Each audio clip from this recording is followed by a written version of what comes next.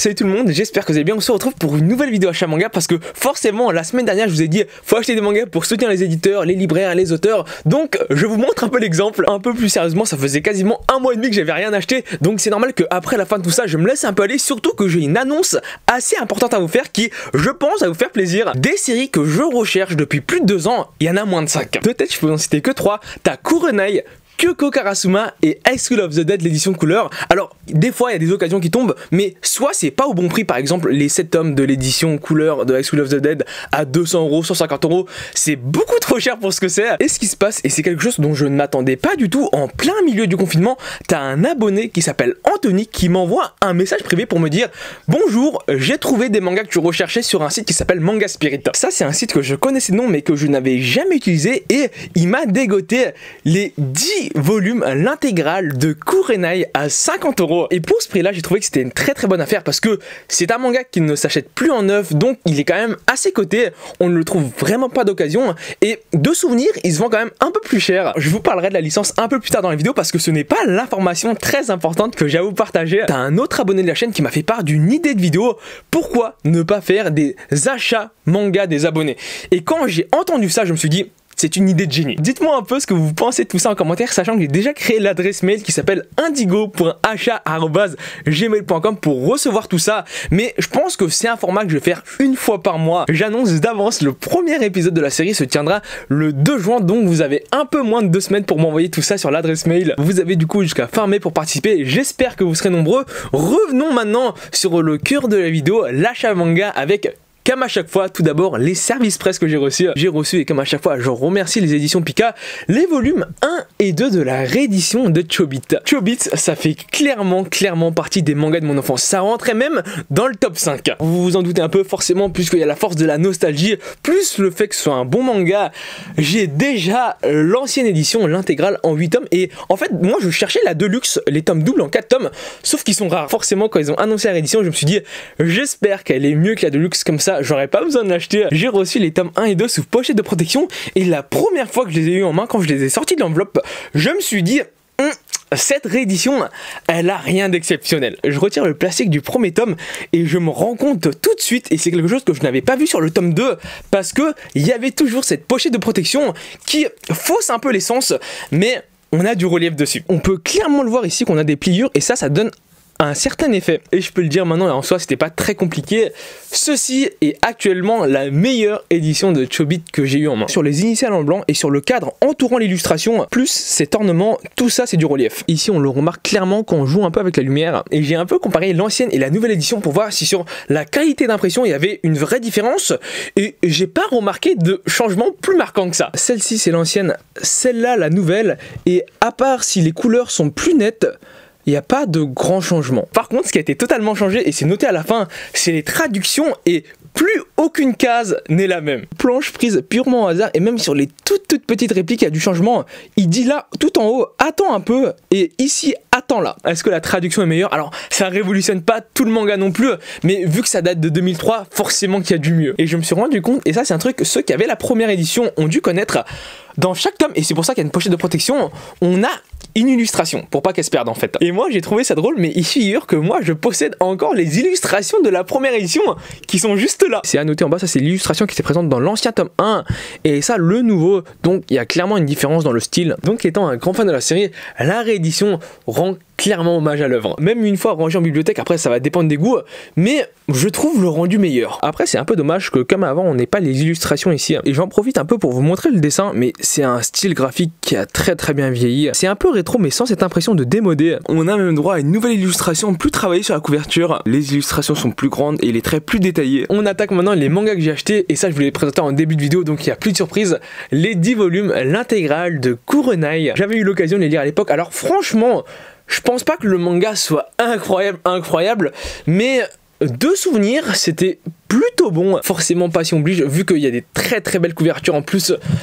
Il fallait absolument que je les ai dans ma collection. Regardez-moi dans les yeux et dites-moi que ça donne pas envie. J'ai pas trop de souvenirs de la série, mais ce dont je suis sûr à 100%, c'est que je ne suis jamais allé jusqu'au bout. Je me suis arrêté juste un peu avant la fin, et maintenant que j'ai acheté l'intégrale, je vais tout me refaire depuis zéro. Par contre ici, même si les couvertures sont très belles, le niveau en dessin est pas exceptionnel non plus. Je pense que très peu d'entre vous connaissent ou ont le manga, mais En fait, on est au tome 7 là, et il y a une nette amélioration. Faut que je trouve de la place pour les ranger dans ma mangatech, mais ça c'est sûr que c'est un manga que je vais garder quand même pendant assez longtemps. Ensuite, une série, je sais, elle est très appréciée parmi vous. J'ai acheté les tomes 20 et 21 de Noragami. L'anime était très bon, et je suis toujours étonné de savoir que la série continue, parce que pour moi, de souvenir, je l'avais regardé quand même, il y a une bonne lurette déjà. Là aussi, il faudrait clairement que je reprenne, mais la dernière fois que j'ai dû ouvrir un tome de Noragami, c'était il y a plus de 2 ans et demi, donc l'histoire a quand même eu pas mal le temps d'avancer. Quand je fais des pauses aussi longues, c'est très probable que juste au lieu de reprendre de là où je m'étais arrêté, je relis tout depuis le début pour me remettre dans le bain. Quelque chose que tous les fans de Eshi connaissent forcément, et j'ai continué à les acheter parce que je suis en train de relire le manga là,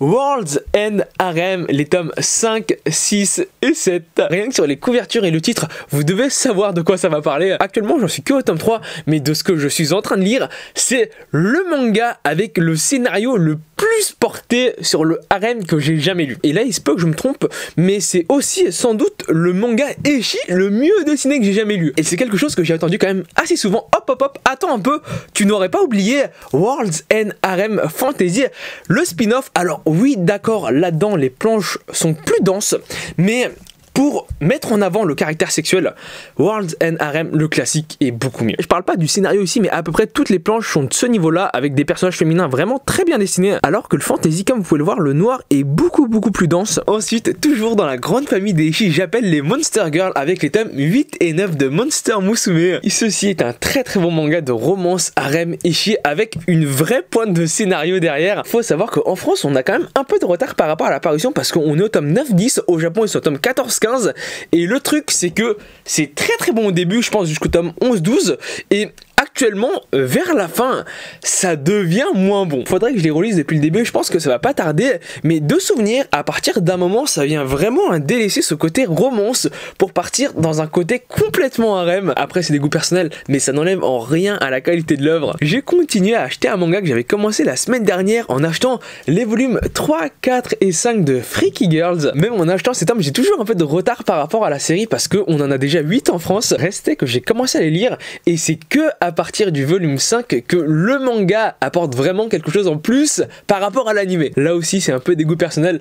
J'aime bien le style. Le manga est pas incroyable non plus, mais franchement, ça se lit, et j'en doute pas que au cours des 2-3 prochaines années, la série va tomber en rupture de stock. Actuellement, c'est pas encore le cas, mais j'ai un pressentiment dessus. Je vous laisse regarder un peu les couvertures, mais je les trouve toujours aussi agréables à l'œil. On poursuit avec une licence que je viens de compléter en achetant les 2 derniers volumes, Suicide Iceland, le 16 et le 17. J'ai toujours pas commencé la série, alors qu'on m'en dit énormément de bien, mais le truc, c'est que j'ai vraiment du mal à attacher au style graphique. J'attends un peu le moment où j'aimerais lire des survival games, mais en soi, je doute en rien de la qualité de la série.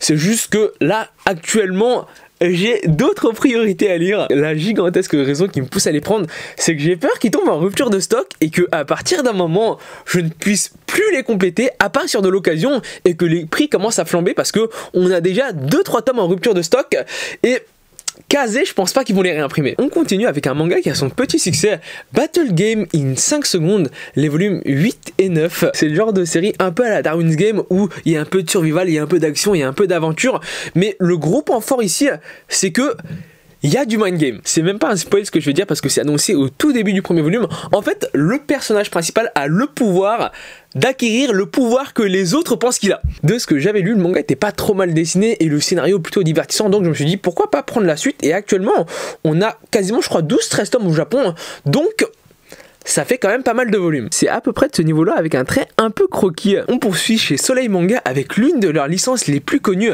Gambling School, les tomes 5 et 7. Alors pourquoi pas le 6? Parce que je le possède déjà, j'ai du 1 au 4 plus le 6. J'avais réussi à le dégoter d'occasion sur Paris. Bon, le souci c'est que je me suis dit que peut-être que j'arriverais sans trop de problèmes à compléter les autres d'occasion, et finalement l'occasion ne s'est jamais présentée. Rien que sur le nom Gambling School, on devine un peu ce qui se passe dedans. C'est des batailles psychologiques, c'est des jeux de logique et pas mal de chance aussi. Souvent le gros problème dans les mangas comme ça, c'est que les jeux à l'intérieur sont tellement compliqués qu'on en perd le fil, donc on lit un peu ça en diagonale, et c'est un peu le cas ici, mais des fois on arrive à comprendre. J'ai ensuite commencé 2 nouvelles licences. Tout d'abord, l'imprimerie des sorciers, le volume 1. Sans vous le cacher, je suis extrêmement mitigé sur la série.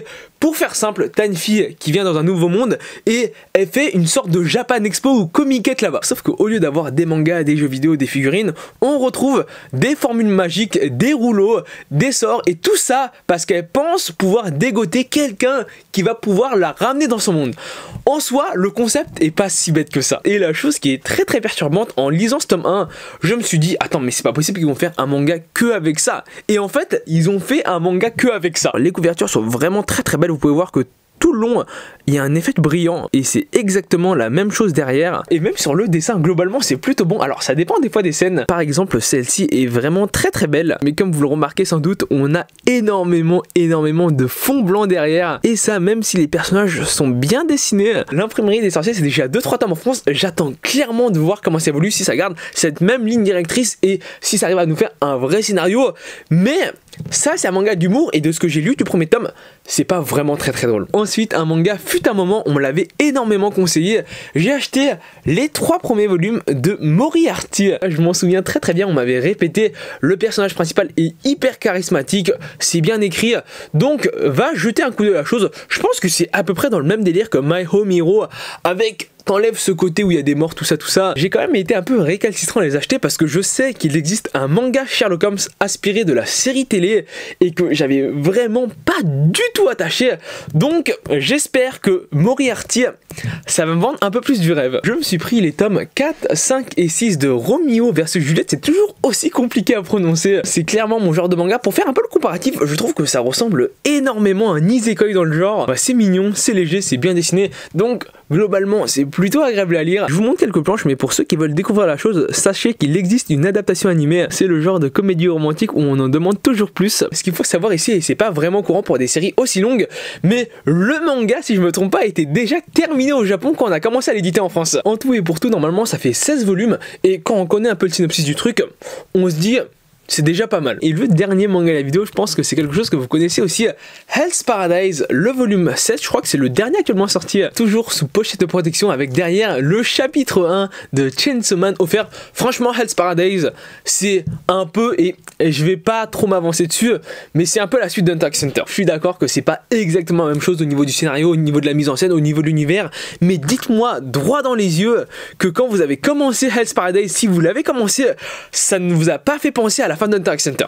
En tout cas, la fin actuelle. Très bon manga shonen qui, je pense, plaît énormément à ceux qui adorent Chainsaw Man et on va dire un peu Jujutsu Kaisen, même si Jujutsu Kaisen c'est beaucoup plus shonenesque. Avec ça, ça nous fera un bon paquet de mangas achetés. En tout cas, j'espère que la vidéo t'a plu. Si c'est le cas, n'hésite pas à laisser un pouce bleu, n'hésite pas à t'abonner, vraiment c'est le plus important. Comme je l'ai dit au début, très prochainement sur la chaîne, début juin, on aura l'achat manga des abonnés, donc n'hésitez pas à m'envoyer tout ça. Vous avez jusqu'à fin mai sur l'adresse mail indigo.achat@gmail.com. C'était à peu près tout ce que j'ai à vous dire. Je vous dis à la prochaine, salut.